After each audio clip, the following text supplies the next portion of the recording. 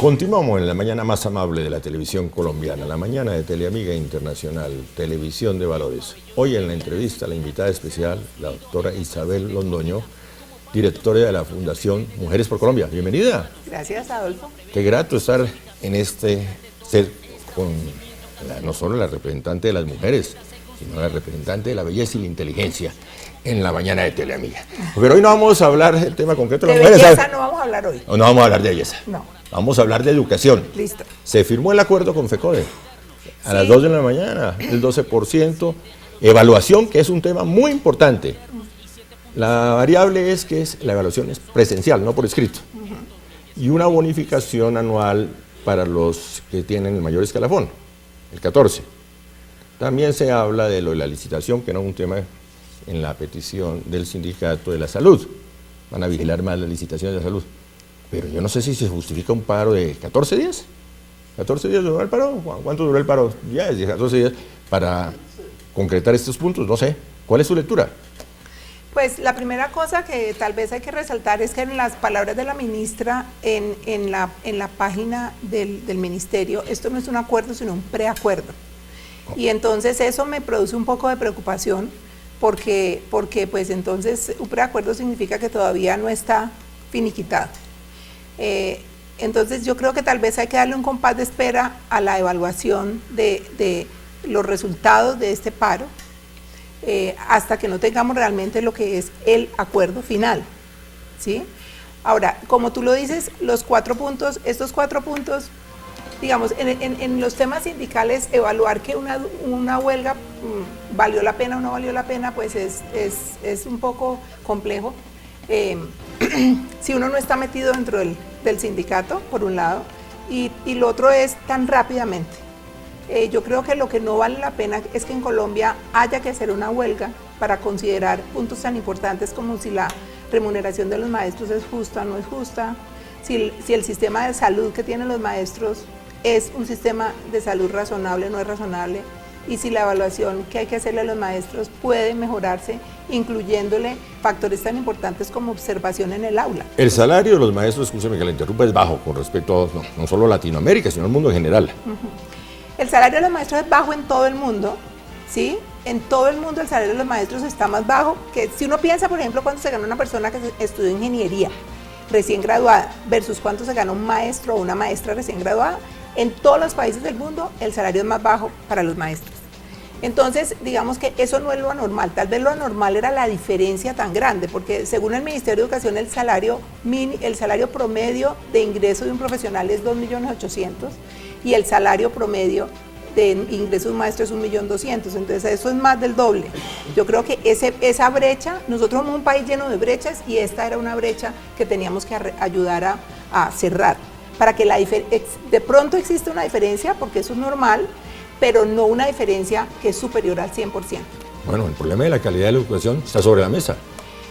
Y si tú miras en lo que se pactó con FECODE o el preacuerdo, digamos como que el tema de la educación no es precisamente un eje central de esas conversaciones. Entonces, ahora, uno entiende que las negociaciones sindicales no son para mejorar la calidad de la educación, pero uno sí esperaría que el proceso de negociación se aproveche desde el sindicato para mejorar el sueldo y desde el ministerio para mejorar la calidad. Y entonces la pregunta es ¿qué tanto poder de negociación hubo allí? Pero no solo desde el sindicato para mejorar el tema, no solo desde el gobierno para mejorar el tema, sino de la sociedad en general. Esto es vital para el presente y el futuro del país. Sí, eso es lo que define el presente y el futuro. Sí, yo creo que, digamos, este es un país que en mi concepto se está despertando a la educación. Por fin estamos teniendo ciudadanía cuando se habla de educación, pero es muy incipiente y todavía se centra mucho en las cosas más básicas.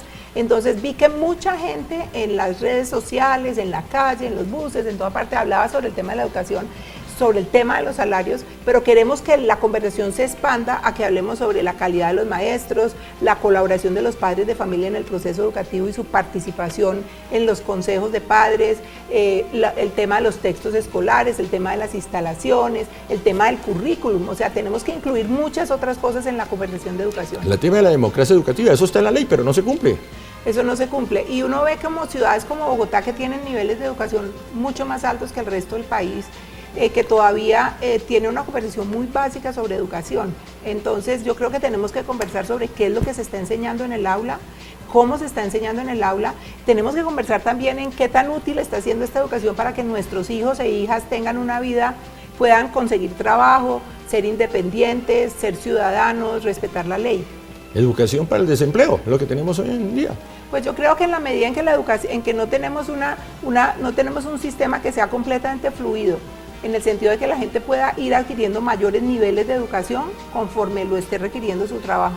Y por el otro, que no tenemos muy buena orientación y habilidades para la vida, la gente toma malas decisiones en educación. Excúseme que hable en primera persona. En el año 78, con el doctor Álvaro Gómez Hurtado, estaba de director de Silo Juan Diego Jaramillo, planteé un artículo.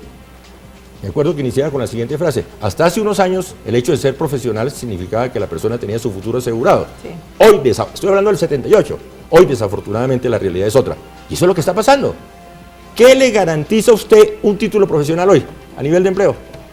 No le garantiza mucho, pero no tener y niveles de educación más altos y más relacionados con el mercado laboral, pues es peligroso. Entonces yo creo que aquí lo que necesitamos es mucha orientación profesional y orientación para la vida. Ayer estuvimos en un foro sobre habilidades para la vida con el secretario de Educación y hay un plan muy interesante para Bogotá de desarrollo de habilidades para la vida y de orientación profesional, porque realmente necesitamos que los jóvenes tomen mejores decisiones sobre su carrera, y además tengan mejores habilidades para ser ciudadanos. Entonces, ese es el trabajo de la educación, producir personas que tengan una vida más satisfactoria, que sean más felices, pero que además que contribuyan más a su sociedad. Y en eso tiene una responsabilidad el Estado, el Ministerio de Educación. Sí. Entonces, ¿por qué abrir más facultades de Derecho, por ejemplo?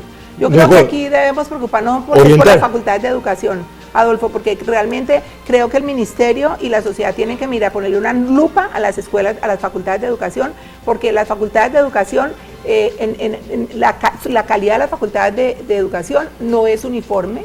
Y realmente no hemos sido conscientes de lo importantes que son esas facultades.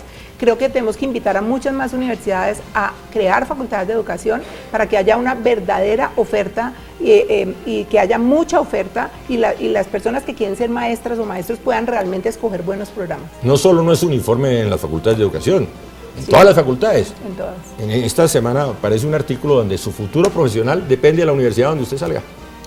Sí, eso es cierto. Y por eso usted le mira en la hoja de vida, ¿de qué universidad es? Si no es de cierta universidad, lo tacha y dice no. Pero aquí tenemos que distinguir dos cosas, Adolfo. Tenemos que distinguir la discriminación y el esnobismo de la calidad educativa. Pero y las dos cosas existen en la sociedad y tenemos que entender que nosotros no podemos organizar una sociedad para administrar el esnobismo y el clasismo, que nosotros tenemos que organizar una sociedad para crear oportunidades para todo el mundo. Entonces entonces hay ciertos comportamientos como contratar solamente personas de una universidad que son ilegales.